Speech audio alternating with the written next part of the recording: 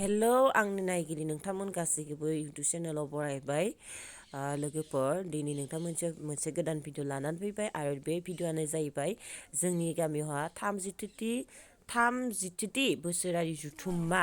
महरिपारा दख'रा एबसुनि annual conference जादोंमोन स' बेयावनो माने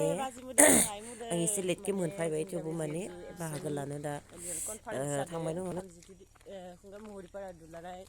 बर' फरायसा आफादनि स' माने बेयावनो थांगासिनो माने प्रिपारेसना जोंनि गामियावनो जादों बहुद सिगांनिफ्रायनो ओमफ्राय दिनैनिफ्राय मिटिङा जागायबाय आरो गाबोनो गेवलां मेल ना गाबोनो गेवलां मेल आलासि फैगोन दिपेन बर' लोगोसे फैला जे बरगयारि फैगोन आरो फैगोन हरावहा माने नाइट कालचार जागोन बेयाव माने नितामनि गायकखौ लाबोदों माने दा नै बाजै मोना मैगं हायगोन आरो जोंहा नायै मोना आरो बिथिं मिटिङाबो जागायलांबाय थादों दा माने ओनसोलनिनो गेदेर गेदेर सुबुंफोरा भाषण होगासिनो ओमफ्राय सानौहा माने खेला बायदिसिना जाना थांबाय आरो स' नोंथांमोना भिडिअखौ नायलांबाय थाबानो जाबाय मा नुगोन थांनानै नायनोसै नोंथांमोननो देखायनोसै आरो सान्दुंजों मोजां नुवाखै नामालै बारा मोजां गानथ'वाखै दा हरावसो मोजां गानगोन नैया मैगं हानो फैदों नालाय जोङो जायगायाव मोनफैबाय आरो बे जादों जोंनि गामिनि फरायसालि सानगोरलै गुदि फरायसालियाव जादोंहा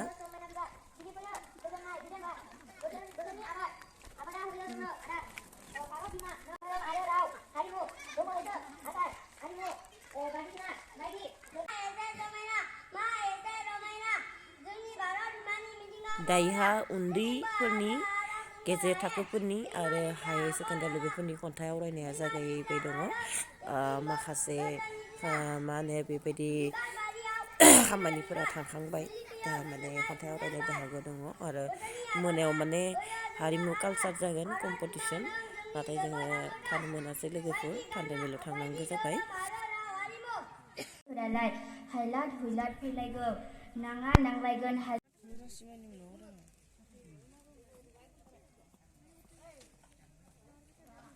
मालायनि सोदोमस्रि थांनानै थाजानो लुबैयो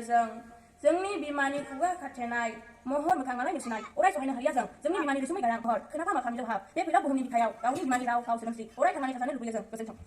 नोंथांमोननिसिम आंनि खुलुमनायखौ जासिहरनाय थाबाय दायो आं दोंसे खन्थाइ आवरायनो सानदों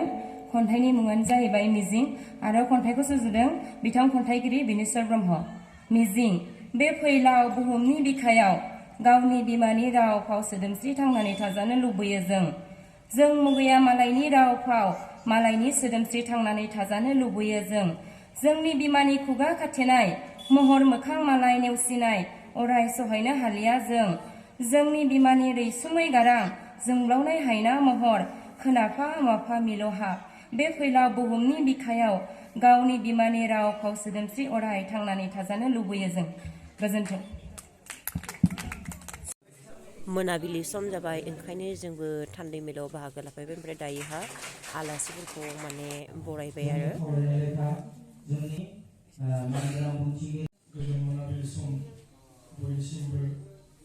गोजोन हामलायनायखौ जासिग्रोनाय जाबाय दिनै महरिपारा दख'रा दुलाराय बर' फरायसा आफादनि गाहाय नेहाथारि प्रदिप नार्जारि बिथां दख'रा आफादनि मानगोनां लेङाइ आफादगिरि बिथांमोन बायदि बायदि बिबानगिरि बिथांमोन आंजों फैफानाय फरायसा दख'रा दुलाराय फरायसा आफादनि मानगोनां गाहाय नेहाथारि जितेन बर' बिथां लोगो सोलोंथाइ नेहाथारि कलेज फरायगासिनो दङ सोरबाया इउनिभार्सिटि फरायगासिनो दङ सोरबाया हायार सेकेन्डारि फरायगासिनो दङ दा बे एबसुनि जुदि बैसोखौ नायोब्ला नै बेवहाय थानाय आंखौबो लानानै एक्सेप्ट जों दासिमबो रावबो 55 बोसोर जानाय बैसोनि बेवहाय जों रावबो गैया नाथाय बे दुलाराय बर' फरायसा आफादा दिनै 55 बोसोर बैसो दं नाथाय थेवबो दुलाराय बर' फरायसा आफादखौ दिनै सोरबाया 20 बोसोरनिफ्राय लानानै जायफ्रानोखि जों आनसलिकआव बिबान लायो नङा होमब्ला बे 20निफ्राय सोरबाया 25 सोरबाया 30 बेबायदि दैदेनगिरिफोरखौ लानानै बेबायदि बिबानगिरिफोरखौ लानानैनो दिनै दख'रा आफादा थांनानै दङ आरो थांनांगोन दा बेखायनो आं गिबियावनो बुंनो नागिरदों थान्दै मेलाव बाहागो लाना आलासि आरो थान्दैफोरखौ जोंनि गामिनि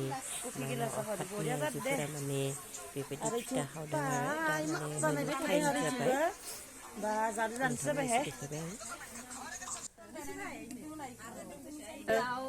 आलासिफोरनि थाखाय जोंनि गामिनि माइनाव आफादा आइमोना हिसाब फिथा रेडि खालामदो Lia YouTuber bicara apa?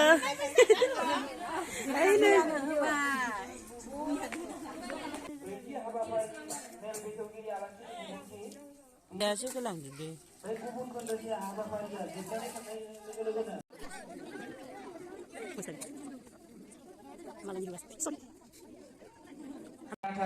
दा बिथाङा जोंनि दखरा दुलाराय बर' फरायसा आफादनिनो बोसोनगिरि बिथाङानो जोंनि दिनैनि 30थि बोसोरसालिया जुथुमा महरपारा गांसे आरनायजों जोंनि सावजेनगिरि आलासिखौ बरायना लानो थाखाय आङो गुरै खावलायनाय जाहैबाय मुंख्लंफोरखौ गोसोखांनानै दा जोबोद साबायखर थाबाय सम जाबाय दखरा दुलाराय बर' फरायसा आफादनिनो बोसोनगिरि श्री पद्मराम बर' बिथांनिसिम आलारि बाथिखौ सावजेननो थाखाय रोजा साबायखर बावबाय दा बेजोंनो लोगोसे जोंनि आलारि बाथि फोजोंनाय हाबाफारिया सानबेलसिम थांनानै हाबाफारियाव बाहागो लानो थाखाय जों खावलायबाय